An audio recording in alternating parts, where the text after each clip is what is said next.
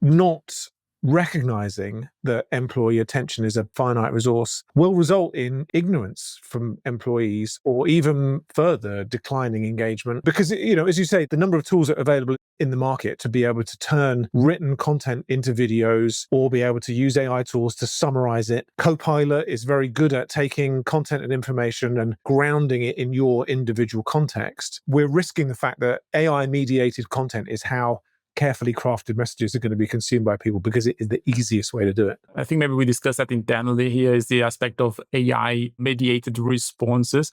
Because as you just said here, right? So if we are using then Copilot to give us a summary of that piece of content, we might just end up with a subset of the information. Like even the tone of voice, right? How that was written, all of those nuances, they get lost when we get the summaries.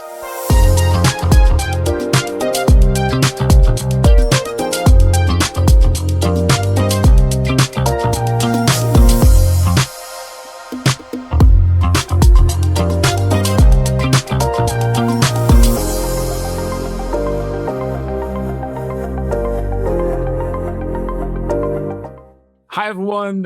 Welcome to a new episode of Fresh Perspectives. Jarbas Horst, Senior Product Manager for Fresh, and joined by David Bowman, Product Director for Fresh Intranet. Today, we are talking about predictions for 2026. Yeah. So we came up with some topics there, David, right? You went away and came up with 3. I went away, came up with 3. And when we got together, what we realized was they're basically the same 3. Oh, we're quite aligned in sync here. Yeah. Or I just copied your homework. I was the first one sharing, just clarification here. Well, and we'll never know now, will we? That's a good point. We talked a bit about that previously, and we are aligned, like in terms of the topics. We have like I think a different angle, but yeah, let's see how this goes. All right. So Jarbas, tell us, what is your prediction for 2026? Right. So the first prediction is about AI slop, basically. And it's the risk that we have, like people creating content, regardless whether you are creating that for your personal blog or within an organization, writing news posts, that we risk with by using AI too much to lose people's attention and interest for the content we are creating. And also, it's becoming so easy nowadays, like to generate content with AI, the written type of content. I think we are becoming experts in doing that. Now, also images, the tools are becoming so good. Like if you think of ChatGPT and how quickly you can create really professional looking images. Audio content, we see like so many AI generated podcasts. This one is not AI generated, by the way. We do too many mistakes. And video, right? So video also, it's an area where it's improving, and there are probably tools that are specialized in doing that. So I think it's the options, they are many now. And we need to make sure that, so when we are, it's not just not like you put a prompt out there, you generate your blog post, you put it out, or maybe like a LinkedIn post or a social media post. Because what I see happening right now is like someone generates an AI content, posts that on LinkedIn, and it has always kind of the same way of starting and same way of ending, very similar. And then you have an AI, like someone use AI to provide a comment to that content, and then like who's talking to whom? No humans were involved in the production of this. No, yes, no one was harmed. No one was involved in the creation. So that's I think the challenge we have, and people need to be careful. Yeah, there's definitely a marked increase, end of 2025 compared to sort of end of 2024. But I do feel genuinely conflicted about this, because I saw Satya Nadella did a post on his new blog last week, referring to the Steve Jobs interview about kind of computing from the early days of sort of personal computers, talking about a bicycle for the mind, right? And sounds very sort of philosophical, quite a sort of high level concept, but I think there is something in there, because I think this is still a pretty new technology, and I think what we're seeing is an increase in the amount of people that are experimenting with this technology. And I think that, experimentation is what leads to innovation, right? So I think it's dangerous to just sort of cast it all aside. I think not all AI slop is created equally, and I think that there is value in there somewhere, in various different ways, right? I use social media quite a lot. Quite a lot of decompression goes on, a bit of doom scrolling sometimes.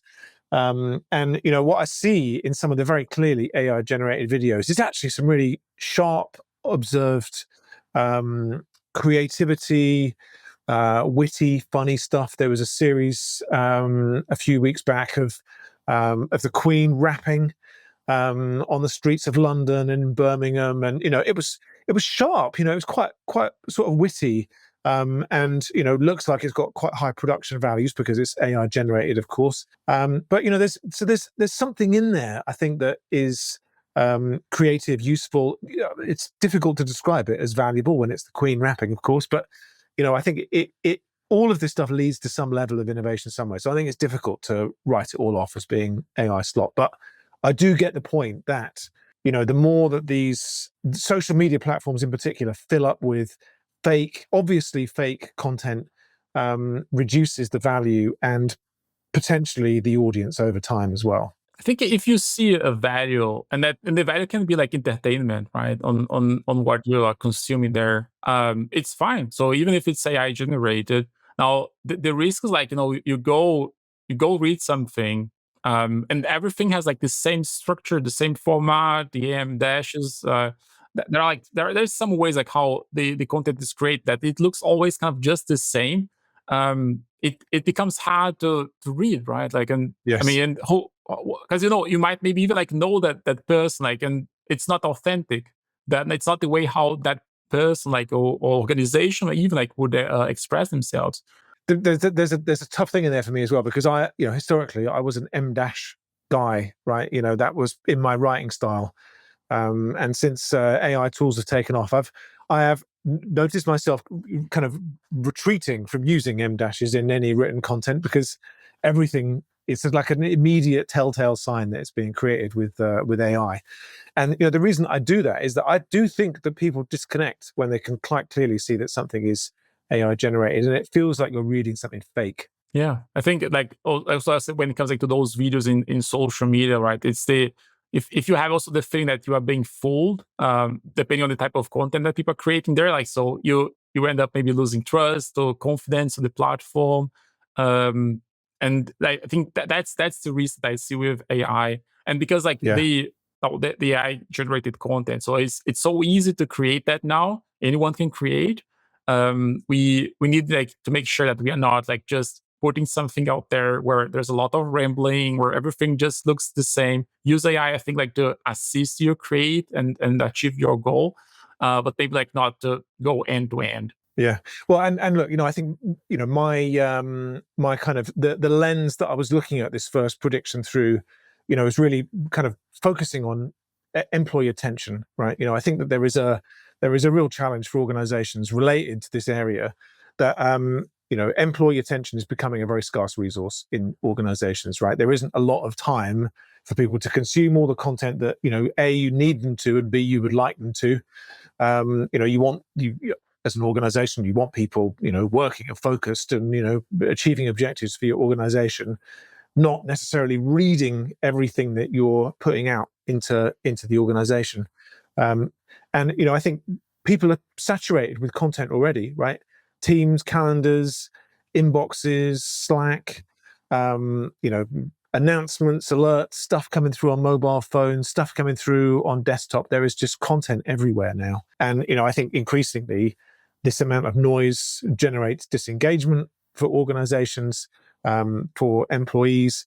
There is a tendency for people to just be on broadcast mode and disseminating everything and anything at all times of the day as well. And in particular, kind of organizations leading with what you must do rather than what you need to know. And I think if you layer AI on top of this for an organization, right, where it is so easy to create a huge amount of other content very quickly, this problem feels to me like it will be getting significantly worse. And like you regarding of this, you wrote a blog post about that, and there is this one part called like just say no. So like leaders need to really like to think and rely on their instincts and start like saying no and applying like some maybe guide rails. Could you mention a bit about that? Yeah. Well, look, I think it's a difficult thing to do, right? Because everybody has their own individual message that they would like to push out into the organization. And it can be very tempting as a leader to believe that yours is the most important. And in, anything above a very small organization, the number of leaders can grow exponentially. Therefore, the amount of important content becomes significant as well. I think the role of one of the extremely positive roles that internal communications can play in an organization is to be that person that is saying no, and managing expectations. Because as a leader, it can be very difficult to individually go, no, my message is not as important as that person's message, right? It's unlikely for that to happen. And without some guardrails, and perhaps that is internal communications in an organization, everybody is just on broadcast mode all the time.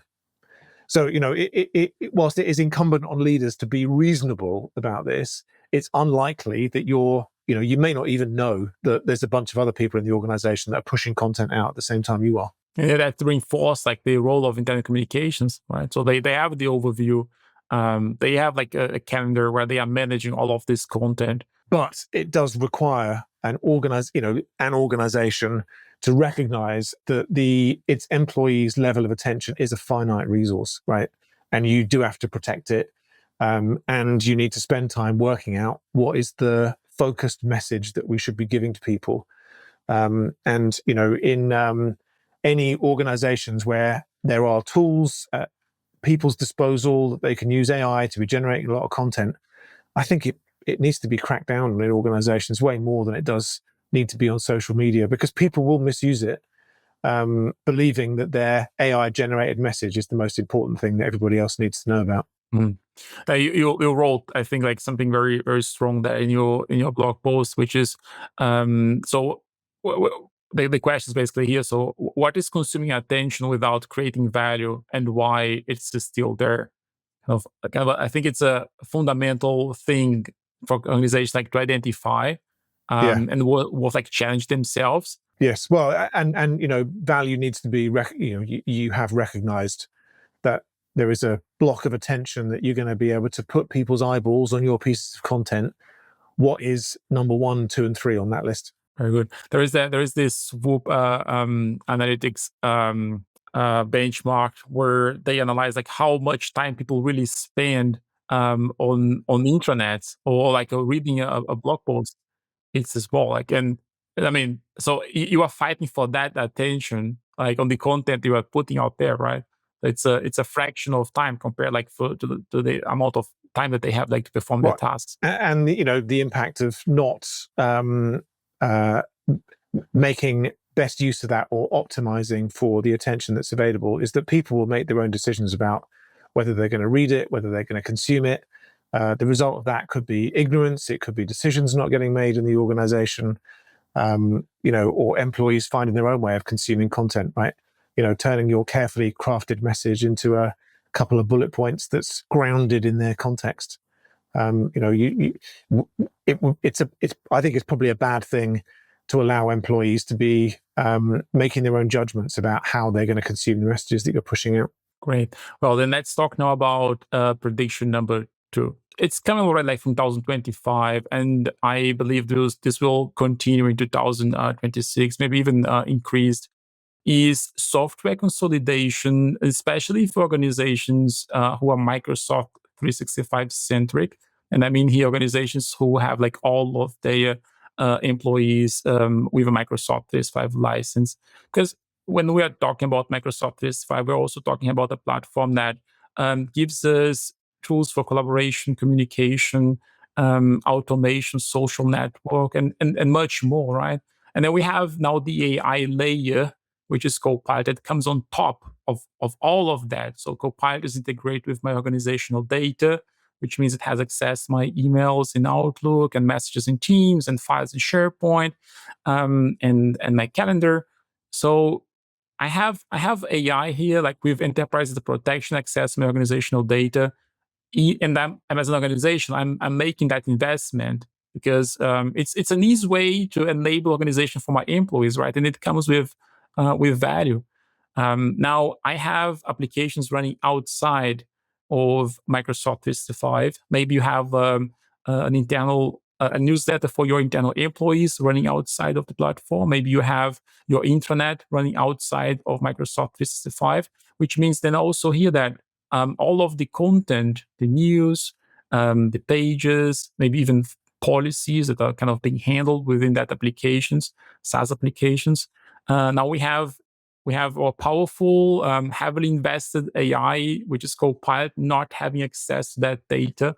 And we're basically not aligning our objectives then with the organization's objectives in terms of AI, right? So we have an extra cost, and especially when you want to enable AI in those SaaS applications, that also comes with an extra cost. Usually, from the experience I'm having with clients.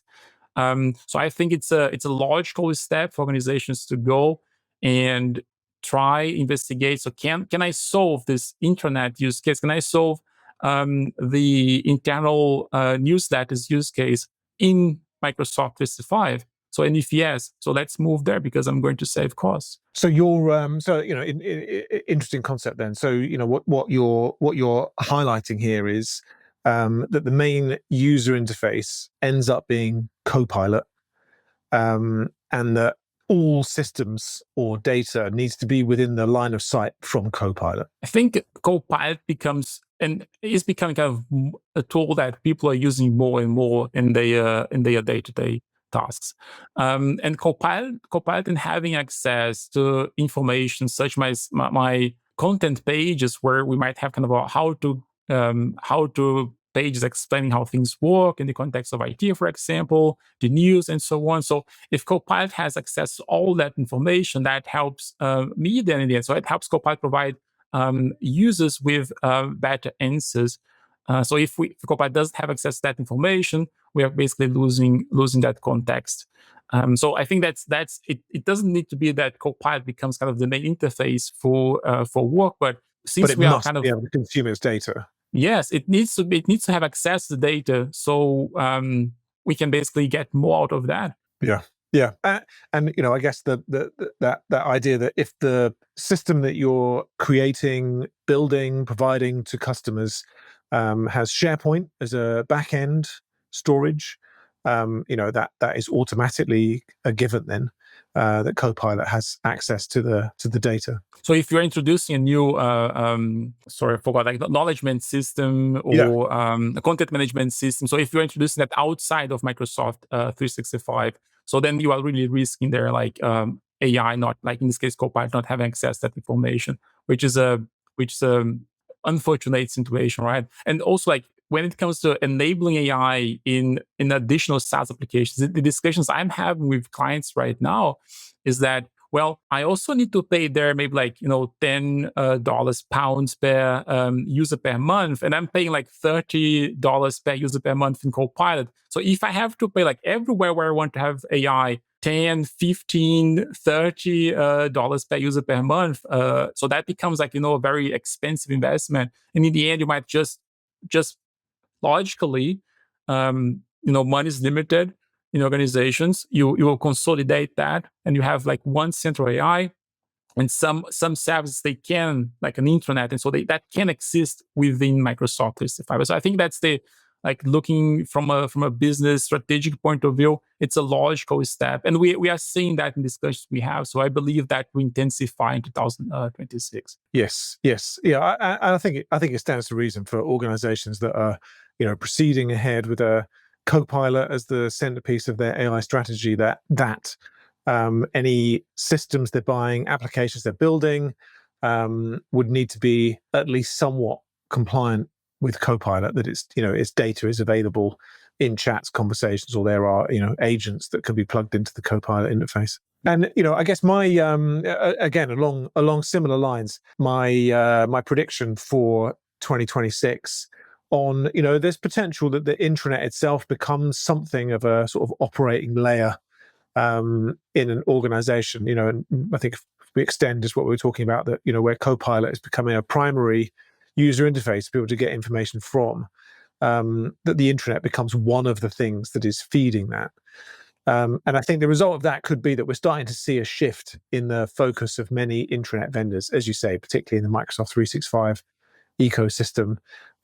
So, I think consolidation of vendors, as we've seen in the last couple of years, but, perhaps an extension to different types of vendors, those that are providing governance tools, content creation, that any areas where pain points are being addressed by vendors that results in content being better, sharper, managed, governed in a better way, because all of those things have a positive impact on the answers that people are getting from Copilot. 100%. So it's like especially the aspect of governance. And it's a thing we keep repeating, and I think this will never stop being important. Is like the quality of your data needs to be high so that the outcomes of Copilot can also be good.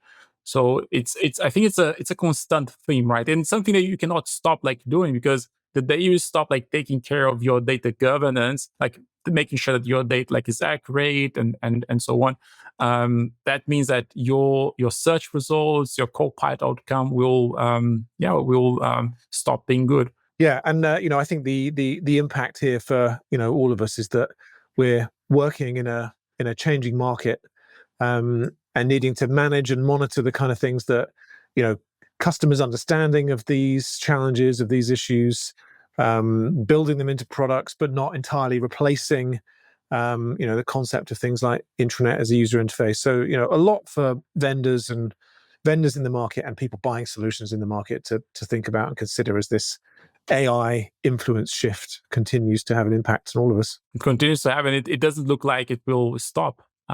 So it's something that came to stay and became part of our workflows, and it's becoming kind of more and more present. And again, I think back to that point about employees' attention reducing, that a lot of this kind of shift in the market is being driven by a declining tolerance from employees to go hunting around for information, right? The consumer experience of finding stuff is better than it has ever been, of being able to get answers to pretty complicated questions like that, right? It's not difficult to get this stuff now.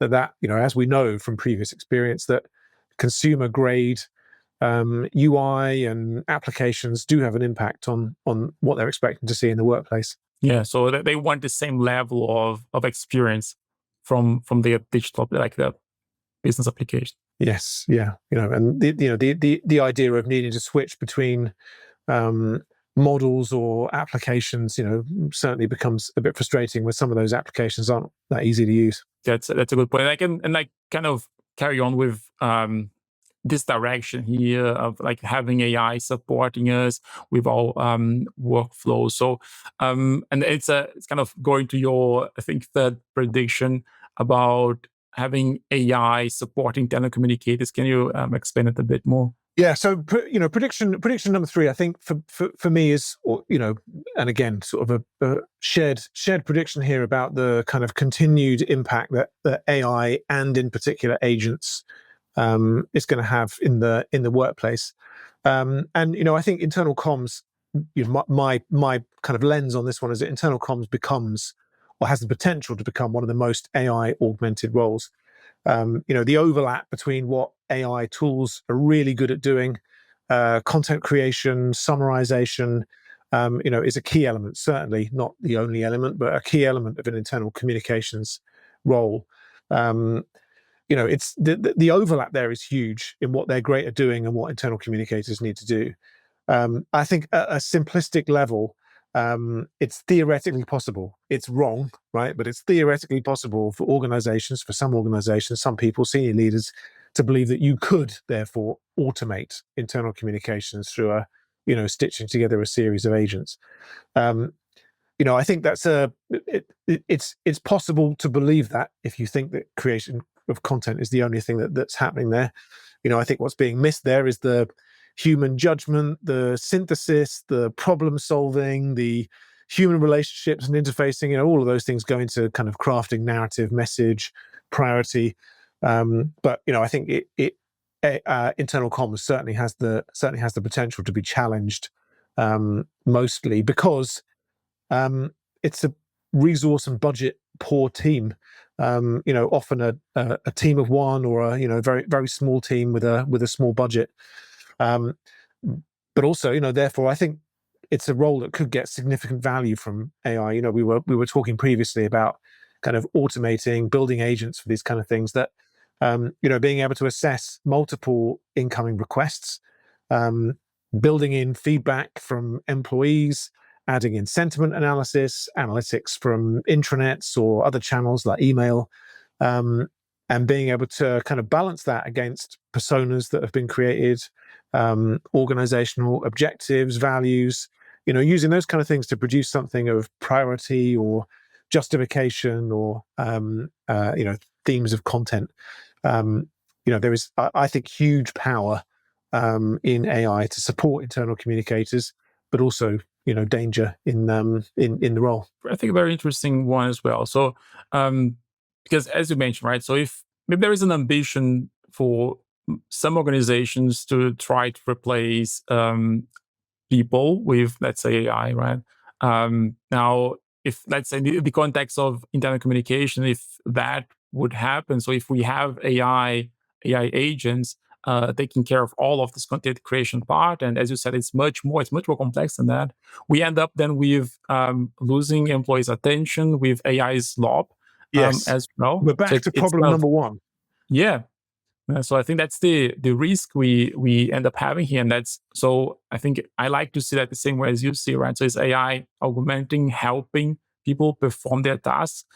When we're kind of talking about that, so do you see then like here more agents or like AI embedded in applications? Because when we're talking about sentiment analysis, that's AI, for example, supporting. So how do you see that happening? I think it's likely to be a mixture of both, right? I think as tools and products are getting better, and embedding AI into more of them, hiding prompts from people, but kind of incorporating AI integrations into products in the same way that we've been doing with Fresh. I think those products are improving, but equally, I think if you are budget poor, you don't have those kind of products or features in place, there isn't really anything to stop you from copying and pasting content from Excel spreadsheets or from emails that people are sending you, or content that people are creating on your behalf, pasting that stuff into ChatGPT, right? Check your internal policies first. Yes. Caveating like I work for the BBC. And I think if you're in a team of one and you're struggling to get justification for licensing for these tools, I think it's a good career investment thing for yourself to pick up the licensing if you can, and explore how these tools can help you in your role, because I think there is tremendous value to be obtained from a career development perspective from working out how does this thing become your best friend rather than something that is potentially going to replace you. I think as I really see it as a colleague, right? So someone you can go and talk to and collaborate and ideate. Yeah, I'm not sure that I'm comfortable with seeing it as a colleague just yet. But I think there's tremendous value to be gained for people that are resource and budget poor from being able to explore what is currently pretty available technology. Right. So that could be, for example, as you said, so taking comments, adding that like to ChatGPT or Copilot or Gemini, Claude. It doesn't. We're not promoting here just ChatGPT. Other AI available. Take the one of your choice, and like having maybe your prompt and validate, for example, that sentiment. So like those are kind of practical use case that people can go and try. And look, I think once you've done some exploration with this thing, I think it becomes a point of maturity that as you become more familiar with the tool, the product, the platform, they all have the ability to build some sort of agent wrapper around this stuff now, right? And they're not difficult to create once you've got a good understanding of how it works. And then, before too long, rather than kind of repeatedly creating the same prompts over and over again, you're wrapping up some context in an agent and getting that to do some stuff for you. And I think there's a nice kind of maturity pathway there of, you're going from experimenting with AI to building agents that are doing specific tasks for you. Right. So, and that we are exactly like in my third prediction, which is I think we are going to see an increase in people using more AI agents, and then here I think also autonomous agents. So first of all, like an AI agent is basically a pre-instructed AI. So as you said, so I have like been using these prompts over and over and again, and now I have kind of collected these prompts and saved that in an AI agent that's kind of now pre-instructed to behave the way I want when performing a task. So if we think of internal communications, and let's say I could have like a Copilot agent for news creation, and that news creation agent is pre-instructed with the way how I want to have my titles, let's say using sentence casing, or it contains the values of my company because I want that reflected in my content, or it has like instructions for not using gerund, like the ing form, because that doesn't translate well when we have kind of a multilingual intranet. So, and I can add like all of these details like in a long description, and then always when I go and I interact with this agent to create a news post, it will always like consider respect those guide rails that I have provided. So that's an AI agent. And I think like as you said, right? So because people maybe are kind of doing the experiments, they understand like what are the tasks that they can automate or have like AI support me or kind of getting out of the first version. So that's what I believe we're going to have more and more happening across the different roles, including internal communication. Yeah, So agreed. the second part is an autonomous agent. So what does that mean is like when we have an AI agent, that agent is helping us perform the task, and the autonomous agent will perform the task for us. So it's like running autonomously without needing oversight. So I can basically trigger that agent based on my instructions, and it will go and perform the task. We have that kind of happening in development right now. We do that in our team. Basically, like a concrete example is a AI agent fixing a defect, a bug in an application, right? So it goes, it takes kind of that task, performs it, and basically goes and gives you a notification, and hey, I'm done. Go and check it.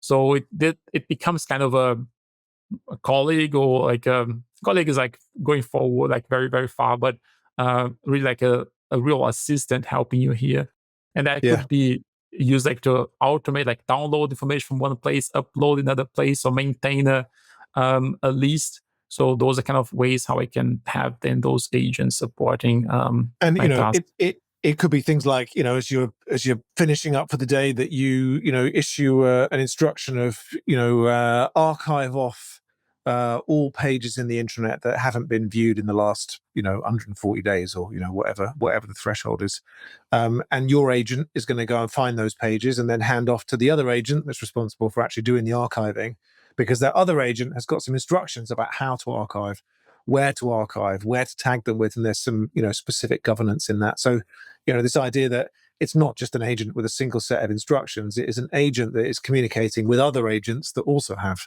an embedded set of instructions that might be doing more than summarization or content creation, that they're actually making changes in systems. That's where it gets kind of really, I mean, futuristic and mind blowing, because you have agents that can communicate with other agents, and together they can complete like really very complex tasks. So I mean, I'm not sure like if we are going to have that like already in 2026, but so the easier organizations like Microsoft make it like for people like to create these agents, the more the more like the more people will try, and the more they will also do with that. On this point, like I think if Microsoft would simplify the way how people can create autonomous agents in Copilot, so they they would kind of enable people like to really achieve and try like more solve like more complex tasks. Which right now, like if you think of ChatGPT, so you can have this agent mode. If you have like I think a ChatGPT Plus license, you can use an agent mode, which will basically go and based on your instructions, click on a browser things and like do research or I don't know test applications.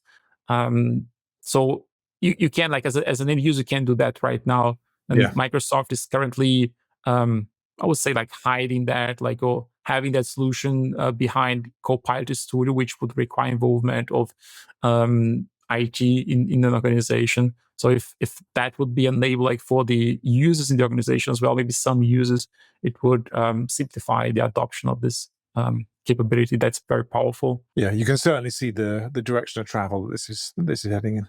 Yes, exactly. All right, so in summary of our three very similar predictions for 2026: increase in AI slop impacting employee attention in the workplace, consolidation of intranet applications, high potential for intranet to become a sort of operating layer in organizations influenced by this kind of AI changing the market that we're all operating and buying solutions in, and a significant increase in the amount of automation that is going on, maybe in specific roles, maybe more generally for people getting work done using agents. So the common theme is AI everywhere.